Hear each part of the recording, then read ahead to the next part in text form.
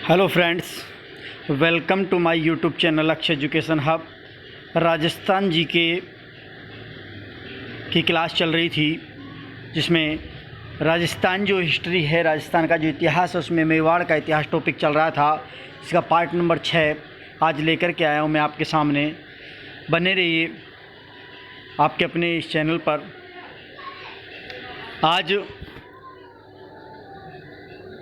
हमने पिछली जो क्लास थी उसमें महाराणा सांगा के बारे में पढ़ा था। आज हम जो क्लास लेकर के आए हैं वो है महाराणा विक्रमादित्य। इसके बाद होते हैं महाराणा सांगा के बाद राणा विक्रमादित्य शासन करते हैं 1531 से 1536 तक। राणा जो विक्रमादित्य है, उनकी संरक्षिका इनकी माता रानी जो कर्मावती है, रानी कर्मावती इनकी संरक्षिका होती है, जो इनके साथ साथ राज्य की देखभाल भी करती है। 1534 ईस्वी में गुजरात के सुल्तान बहादुर शाह थे, बहादुर शाह ने जब चित्तौड़ पर आक्रमण किया था, उस समय रानी कर्मावती ने दिल्ली के सुल्तान हुमायूं को मदद के लिए राखी भिजवाई थी। जब 1534 में गुजरात के सुल्तान बहादुर शाह थे, ये बहादुर शाह जफ़र नहीं है जो मुग़ल वंश के अंतिम शासक हुआ करते थे। ये गुजरात के सुल्तान बहादुर शाह हैं, जिन्होंने 1534 में जब मेवाड़ पर आक्रमण किया तो मेवाड़ पर राणा विक्रमादित्य का शासन था और उनकी संरक्षिका थी रानी कर्मावती। राणा विक्रमादित्य एक अल्प वयस्क शासक था और इसी कारण उसने दिल्ली के सुल्तान, जो मुग़ल वंश के सुल्तान हुआ करते थे, हुमायूं से रानी कर्मावती ने राखी भिजवाई और उसको भाई समझ करके सहायता के रूप में आमंत्रित किया। परंतु हुमायूं उसकी सहायता करने पहुंचा तो था, लेकिन देरी से पहुंचा और समय पर मदद नहीं मिलने के कारण रानी जो कर्मावती थी और उनके जो सेनापति रावत बाघ सिंह ने, इन दोनों ने, रानी कर्मावती ने जौहर किया और रावत बाघ सिंह ने केसरिया किया। और 1534 में मेवाड़ का यह दूसरा साका है। मेवाड़ का दूसरा साका 1534 ईस्वी में सेनापति रावत बाघ सिंह ने केसरिया किया और रानी कर्मावती ने जौहर किया था। इससे पहले 1303 में चित्तौड़ का प्रथम साका हुआ था। इससे पहले राणा रतन सिंह ने केसरिया किया था और उनकी पत्नी ने क्या किया था, जौहर किया था। वो प्रथम शाखा था 1303 का। दूसरा शाखा था 1534 में मेवाड़ का। रावत बाघ सिंह सेनापति ने केसरिया किया, रानी कर्मावती ने जौहर किया था। 1536 में दासीपुत्र बनवीर ने सोते हुए राणा विक्रमादित्य की हत्या कर दी है। जब राणा विक्रमादित्य वयस्क हो जाते हैं तो अपने एक बार महल में सो रहे होते हैं अपने बच्चों के साथ।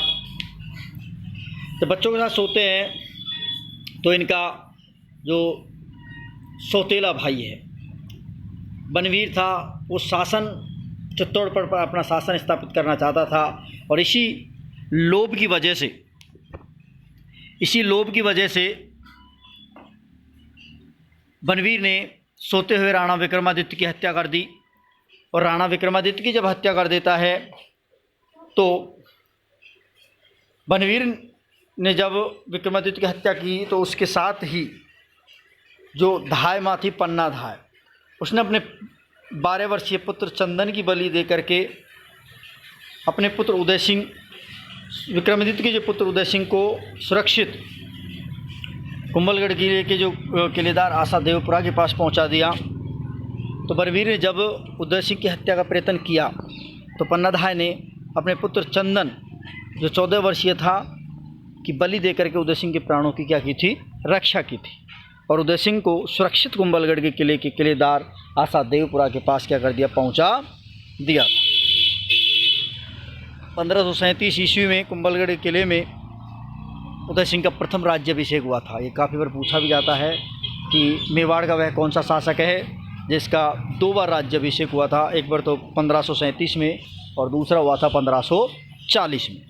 1540 में जो हुआ था वो चित्तौड़ में हुआ था उदयपुर में हुआ था, और ये कुंभलगढ़ चित्तौड़गढ़ में स्थित है, यहाँ 1537 में हुआ था।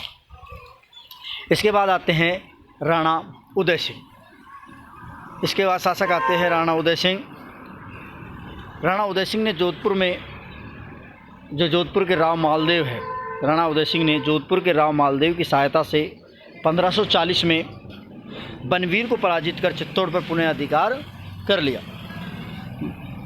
1540 में जोधपुर के राव मालदेव की सहायता से महाराणा उदय सिंह ने 1540 में बनवीर को पराजित कर चित्तौड़ पर पुनः अधिकार कर लिया, और 1540 ईस्वी में ही चित्तौड़ के किले में दोबारा इसका क्या होता है, राज्याभिषेक हो जाता है। 1559 ईस्वी में उदय सिंह ने उदयपुर नगर की स्थापना की। कब की गई थी? 1559 ईस्वी में उदय सिंह ने उदयपुर नगर की स्थापना की। 1567 में चित्तौड़गढ़ तीसरा साका होता है। इस युद्ध में दिल्ली के सुल्तान अकबर, जो हुमायूं के पुत्र थे, अकबर ने चित्तौड़ पर विजय प्राप्त की, और महाराणा उदय सिंह ने इस युद्ध का नेतृत्व जयमल राठौड़ पत्था सिसोदिया को सौंप दिया गया। इस युद्ध में जयमल पत्था युद्ध में मारे गए, और अकबर ने 24 फरवरी 1568 को चित्तौड़गढ़ किले पर विजय प्राप्त कर ली गई। 1567 में चित्तौड़ का तीसरा साका, द्वितीय 1534 में, और प्रथम साका हुआ 1303 में। चित्तौड़गढ़ के जो किला है उस पर 3 साका हुआ था।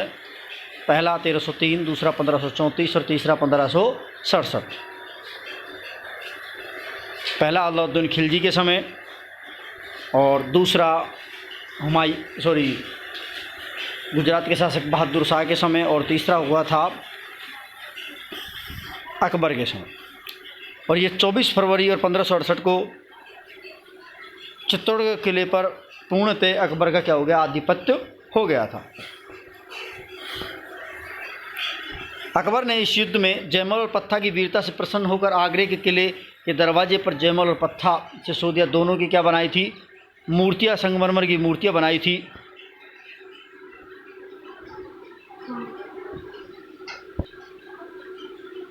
अकबर ने जो मेवाड़ का जो तीसरा साका हुआ था 1567 में, इस 1567 में युद्ध में अकबर ने जब जयमल और पत्था सिसोदिया की वीरता को देख करके जब प्रसन्न हो गए, तो उसने आगरे के किले के दोनों दरवाजे के दोनों तरफ जयमल और पत्था सिसोदिया की अश्वारोही मूर्तियों का क्या कर दिया, संगमरमर की मूर्तियों का निर्माण करवाया, और उनको वहाँ पर क्या कर दिया, स्थापित कर दिया।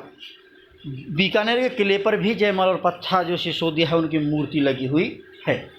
ध्यान रखना, राजस्थान बीकानेर के किले पर भी जयमल और पत्था सिसोदिया की मूर्ति लगी हुई है। इस युद्ध में मीराबाई के जो भतीजे थे कलाजी राठौड़, उन्होंने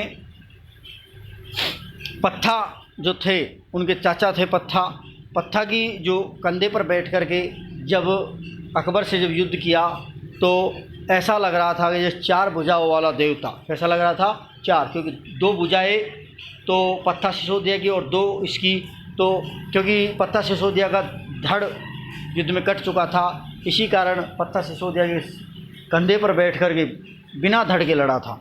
और इसी कारण कहा जाता है कि कल्ला राठौड़ को 4 भुजा वाला देवताओं के नाम से भी जाना जाता है। ये राजस्थान के प्रसिद्ध लोक देवताओं में भी गिना जाता है। इससे आगे है, अकबर ने जीतने के बाद एक फतेहनामा जारी किया। जब अकबर ने चित्तौड़ को पर विजय प्राप्त कर ली थी चित्तौड़गढ़ पर, तो उसने एक फतेहनामा जारी किया, और इसी युद्ध के बाद अकबर ने एक शाही टकसाल भी बनाई। इस शाही टकसाल में इसने एलीची और चित्तौड़ी 2 प्रकार के सिक्के बनाए थे। सबसे पहले जीतते ही अकबर ने एक फतेहनामा जारी किया, और फतेहनामा जारी करने के साथ ही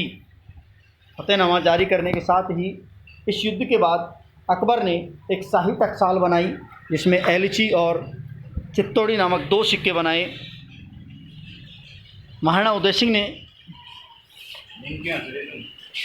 अपनी मृत्यु से पूर्व जो रानी भटियाणी थी, देखो महाराणा प्रताप के 2 पत्नियां थी, एक अजबते और दूसरी का नाम था रानी भटियाणी। तो रानी भटियाणी से सब बहुत ज़्यादा प्रेम करते थे। इसी कारण उन्होंने रानी भटियाणी के कहने पर उसके पुत्र जगमाल को अपना उत्तराधिकारी घोषित कर दिया। परंतु जो मेवाड़ के जो सामंत थे, उन्होंने जगमाल को राजा नहीं माना, और जब 26 फरवरी 1572 को होली के दिन महाराणा उदय सिंह का जो निधन हो जाता है, तो निधन के साथ ही जब महाराणा उदय सिंह का निधन हो जाता है और उसको दफना करके जब आते हैं, तो आने के बाद मेवाड़ के जो सामंत थे उन्होंने महादेवा की बावड़ी जो रास्ते में पड़ती थी वहीं पर प्रताप का राज्याभिषेक कर देते हैं और मेवाड़ का एक नया इतिहास रचते हैं। और उन्होंने मेवाड़ महाराणा को, प्रताप को मेवाड़ का महाराणा बना दिया जाता है और जगमाल को गद्दी से हटा दिया जाता है। तो अब इसके बाद मेवाड़ का जो शासन है जो महाराणा प्रताप के हाथों में चला जाता है और जगमाल भाग करके अकबर की शरण में चला जाता है। तो ये थी आज के राजस्थान जी के मेवाड़ इतिहास का जो टॉपिक नंबर 6 आपके लिए लेकर के आए थे। प्लीज़ सभी विद्यार्थी एक बार इसको अवश्य देखें, अच्छा लगे तो चैनल को सब्सक्राइब, लाइक, बेल आइकन को ज़रूर दबाएं और लिंक को शेयर करें। धन्यवाद।